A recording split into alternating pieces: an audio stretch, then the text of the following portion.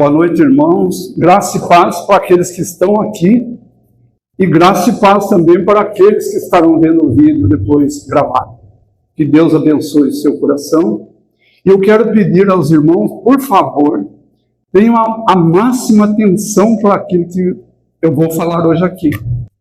Não costumo ser longo, costumo ser curto no sermão, naquilo que Deus colocou no meu coração. Mas eu peço aos irmãos toda a atenção possível para que isso realmente faça efeito na sua vida amanhã.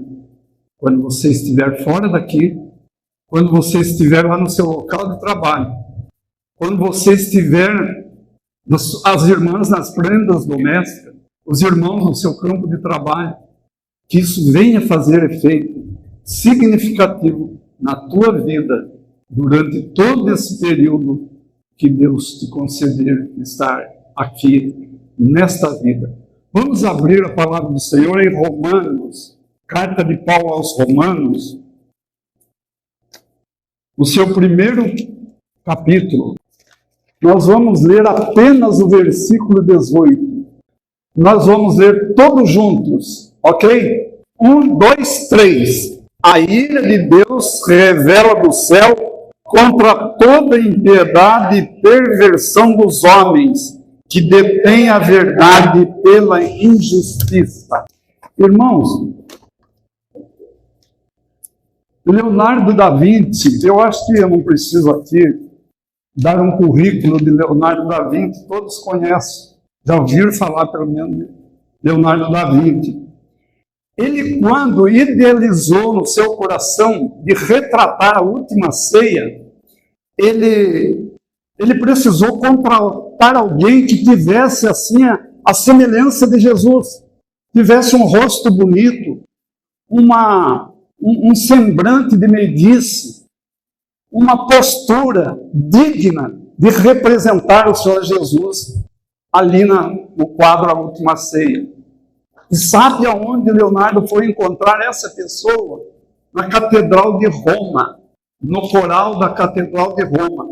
Lá ele chegou e viu aquele rapaz com esta imagem, vamos dizer assim, com essa fisionomia de Jesus, uma fisionomia de anjo, né? Então ele foi e conversou com o rapaz, se apresentou ao rapaz e expôs a ele a sua ideia, e o rapaz aceitou então posar ali como um retrato para Leonardo da Vinci. Esse rapaz se chamava Pietro Bandinelli.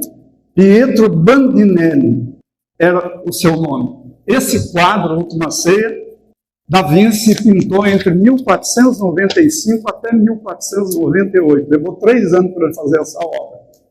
Passado alguns anos depois, Leonardo da Vinci decidiu agora fazer um outro quadro representando Judas Iscariotes. E agora, aonde ele iria buscar essa pessoa que pudesse representar Judas Iscariotes? Na Catedral de Roma ele não acharia mais, no coral da Catedral de Roma ele não acharia. Ele teria então que ir nos betos, aqueles lugares horrorosos de Roma, naqueles lugares sombrios, para achar essa personagem aí que representaria Judas Iscariotes. E ele foi, com tanto medo, foi naqueles betos lá, naqueles becos lá horríveis, para achar esse personagem. E ele achou realmente. Achou uma pessoa lá que fazia aqueles traços de Judas Iscariotes. E aquela pessoa mais parecia um animal, um lugar fétido, um lugar cheio de bandidos, bandidagem, aquelas coisas todas. E ele chegou naquele rapaz e explicou para ele que ele queria fazer aquele retrato, falar de Judas Iscariotes, e o rapaz aceitou, contratou aquele rapaz e foi. Lá no ateliê dele, no trabalho, quando ele foi colocar na tela a fisionomia daquela coisa horrível, eu sinto até dizer isso, coisa horrível, ele percebeu alguns traços familiares. Aí ele vira para aquela pessoa e diz: eu não te conheço, eu te conheço. E o rapaz falou assim: eu já posei para você como Jesus. Eu sou Pietro Bandinelli, que você fez o quadro da última ceia. Irmãos, que coisa! Uma hora representando o Senhor Jesus, outra hora representando o maligno. E isso tem sido na vida de muitas pessoas, infelizmente. Muitos estão querendo caminhar por essa vida com um barco, com um pé no barco de Deus e outro pé no barco do diabo. Não funciona, não dá certo. Então, o texto que nós lemos está praticamente, depois os irmãos podem ler o restante dos versículos, e os irmãos vão ver aqui uma agenda de coisas que Deus reprova, que Deus não aceita. E eu estou dando o título dessa mensagem dessa noite, porque a terra atrai a ira de Deus. Eu gostaria de trocar essa ira por indignação de Deus, porque a terra puxa a indignação de Deus. Por quê? Isso aqui, irmãos, foi escrito há quantos anos? Parece que isso aqui nós estamos vivendo isso.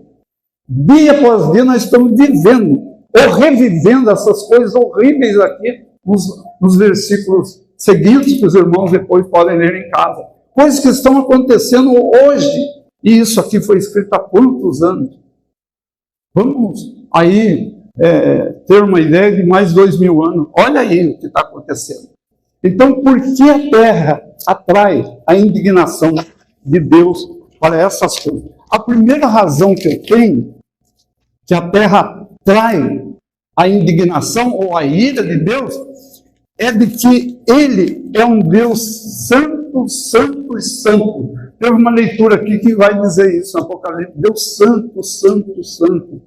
Em Abacuque, irmãos, 1,13, depois os irmãos vejam, precisam abrir agora, Abacuque 1,13 diz: Tu és tão puro de olhos que não pode ver o mal e a opressão não podes contemplar.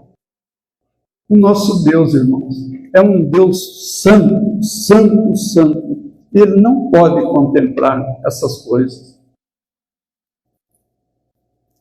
Isaías, no capítulo 5, depois os irmãos vejam também, você que é um estudante da Bíblia, depois veja lá com calma, Isaías 5, ele vai dizendo: ai de você que faz isso, que faz aquilo, ai de você que faz isso, estou contando vida aqui, estou jogando aí.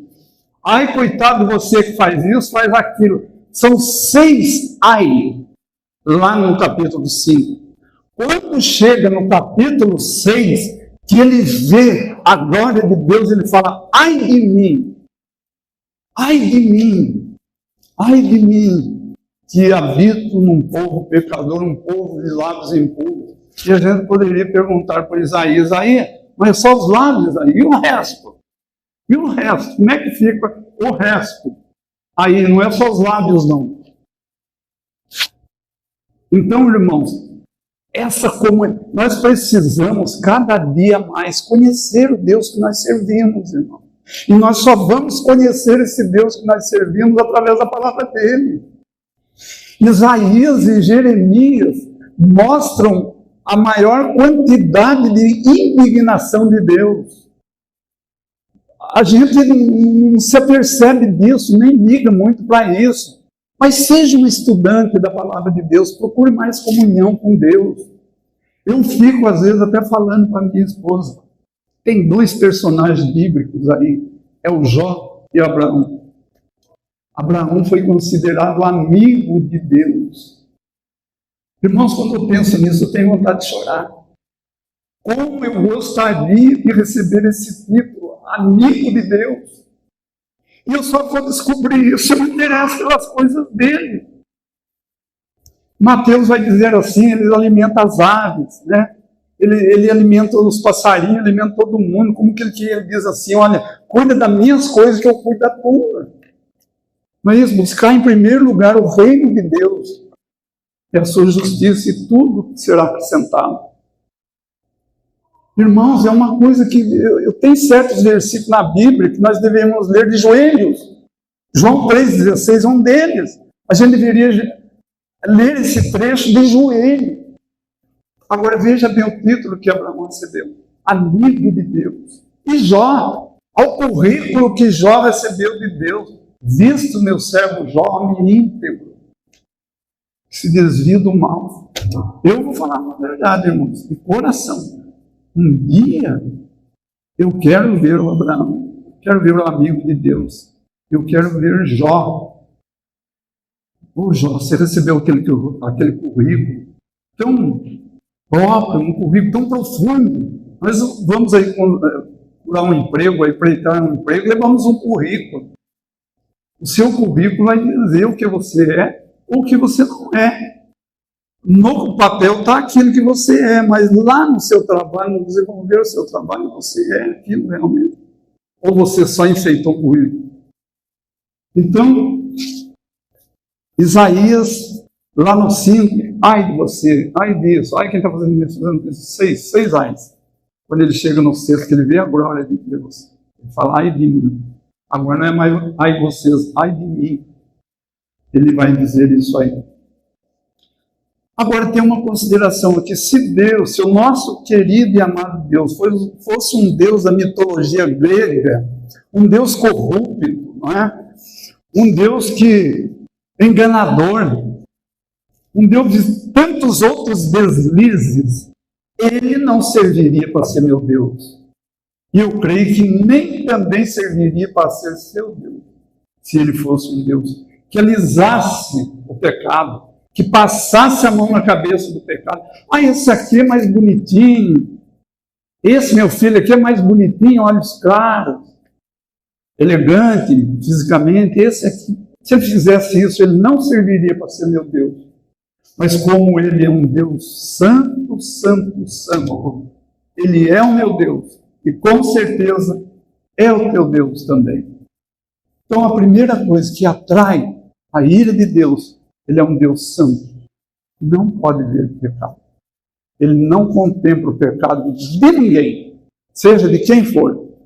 Uma segunda razão por que a terra atrai a ira de Deus, ou a indignação de Deus, porque ele sabe as consequências que o pecado vai trazer. Muitas pessoas falam que não traz consequência, não. Ah, sabe, Deus é muito bonzinho, não tem consequência nenhuma. Traz sim, irmão. Traz consequência sim. São incautos pensadores, são pensadores de esquina, são pensadores falíveis, são pensadores sem nenhuma noção das coisas de Deus. O pecado deixa enormes rastros de destruição por onde ele passa. Onde o pecado passa, ele deixa rastro de destruição. Nós temos aqui subprodutos. Esse restante dos versículos aqui são subprodutos do pecado. Ele deixa rastros de destruição por onde ele passa. Divórcios, lares destruídos, crianças abandonadas. É resultado, é subproduto do pecado. Esses dias que eu estava em São Bento lá, o ônibus, infelizmente, não cumpriu o horário que ele deveria passar onde eu estava, na rodoviária. Daí eu falei, agora, meu Deus, eu precisava ir embora. Tinha problema para cá também. Eu sou que nem polvo, sabe? Problema para todo lado. Só que eu não sou, não tenho dizem que o povo tem 8 cérebros, né? Um central, aliás, ele tem um central e 8 em cada tentáculo daquele lá, né? Eu não sou, mas a gente sempre tem problemas. Eu precisava vir. E eu sentado ali, o ônibus não passou, ele passaria lá 15 horas. Não passou 15 horas, 15h30, nada. Eu falei, e agora? Como é que eu vou embora, meu Deus? Sabe que o senhor pode fazer alguma coisa para mim? Falei assim. Eu levantei, peguei a minha bolsa para voltar 3 quilômetros a pé. Meu filho mora na roça lá, 3 quilômetros a pé. Daí comentei com o rapaz no balcão do bar, da lanchonete lá, comentei com ele, falei, o ônibus não passou. Você comunica o Marrom, que é o Marrom que faz essa linha, vem de Pouso Alegre para São Bento. Comunica os dirigentes do Marrom que o ônibus não passou e está aqui na tabela de passar. Aí um rapaz meio grotesco lá, né, um deles falou assim, mas o senhor perdeu o ônibus. Eu falei, não, eu estou aqui desde as 2 horas. O ônibus passava às 15, eu estava às 2 horas lá. E nisso tinha um sujeito lá, comendo uma coxinha, não é para fazer propaganda não, irmão, mas a coxinha lá de São Bento não existe. Se alguém for para aquele lado, passa lá. E aí tinha um senhor lá comendo uma coxinha, tomando um refrigerante, ele falou assim, aonde que o senhor vai descer lá em São José? Eu falei, aonde deixar, porque eu não pago o ônibus, né? Ele falou, eu vou para lá. Eu estou só eu e Deus, ele falou. Estou só eu e Deus, eu levo o senhor. Eu falei, você já está com o melhor companheiro, nós vamos só fazer mais companhia, mas você está com o melhor companheiro. E vim com ele. E no trajeto, conversa vai, conversa vem. Entrou nesses assuntos aí de separação. Ele falou, olha, seu Luiz, lógico que me identifiquei com ele, né? Ele trabalha com produtos de mandioca, um negócio que ele faz lá de mandioca, ele vem servir aqui. Olha para vocês verem as coisas, a gente duvida, né, da providência de Deus. Ele vem toda sexta-feira, e é de Brasópolis. Faltou energia lá no trabalho deles, lá na mini indústria dele, lá ele veio no sábado. E sábado, quem estava na organização dentro? Eu. Aí conversa vai, conversa de seu Luiz. Eu quero contar uma coisa para o senhor aqui. Eu pedi licença para ele para usar isso que ele me falou, chama Rildo. Eu tenho 2 irmãs. Uma irmã casou certinho, direitinho, dentro dos trâmites da lei de Deus e a lei dos homens. Direitinho, um casamento e dá inveja. 20 anos de casamento, a minha irmã. Olha, aquele casal, minha irmã e meu cunhado, dava até um jeito, assim, mexia com a gente, os dois viviam agarrados um ao outro, se beijando, aquele negócio, 20 anos de casado, quem faz isso? Eu não quero perguntar para ninguém aqui, não, para os casados. Mas qual foi a última vez que você deu um beijo apaixonado na sua esposa? Eu perdi a conta. Aí, conversando com ele, ele falou isso para mim. Vieram morar aqui, no Vale do Paraíba, ele arrumou serviço na Volkswagen Taubaté. E ele estava na linha de montagem ali, ele aprendeu como é que mexia com o motor do Fusca. Irmão, você saiu do tempo do Fusca, não faz tempo. Aí ele pegou e falou assim, olha, ele aprendeu lá a mexer com o motor, né, na linha de montagem. Aí um vizinho dele tinha um Fusca e resolveu vender para ele. Só que o motor não está bom. Ele falou, não tem problema, faz um desconto aí que eu compro o Fusca. Comprou o Fusca. Aí nas horas de folga, de fim de semana, ele ia mexer no motor ali. Ele levou 3 meses para mexer naquele motor e consertar o motor, e consertou e montou no carro. E lá um belo dia, lá ele falou para a mulher dele, eu vou experimentar o motor do Fusca agora, para ver se ficou bom. A mulher falou, tá bom. Entrou no banheiro, tomou banho, se perfumou tudo, vestiu uma roupa boa, toda. A mulher falou, escuta, mas que negócio que é esse? Você vai experimentar o Fusca? Ele ia estar cheio de graxa para experimentar o motor? Não, eu quero ter certeza que esse motor tá bom mesmo, e a minha alegria, tá bom, foi. Isso era 2 horas da tarde, num sábado. 2 horas da tarde. 2h30, nada.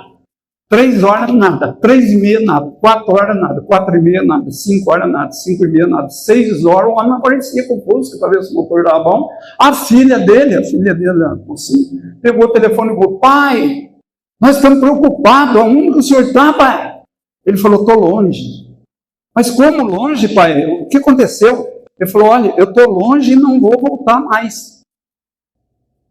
Aí a mulher pegou o telefone e falou, escuta, o que aconteceu? Ele falou, é o seguinte, eu saí para experimentar o Fusca, mas eu já estou com uma outra pessoa e eu não vou voltar aí nunca mais. Ele falou para mim.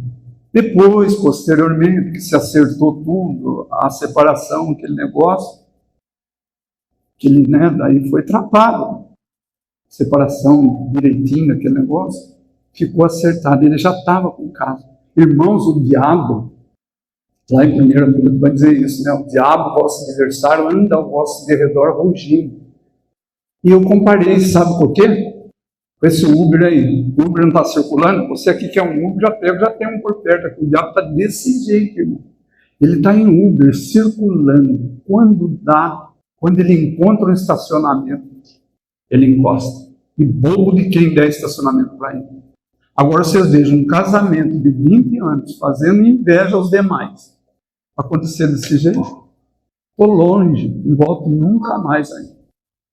Então, as consequências, criança abandonada, nenhum respeito se tem com a vida. Hoje de manhã aqui foi falado sobre José e Davi.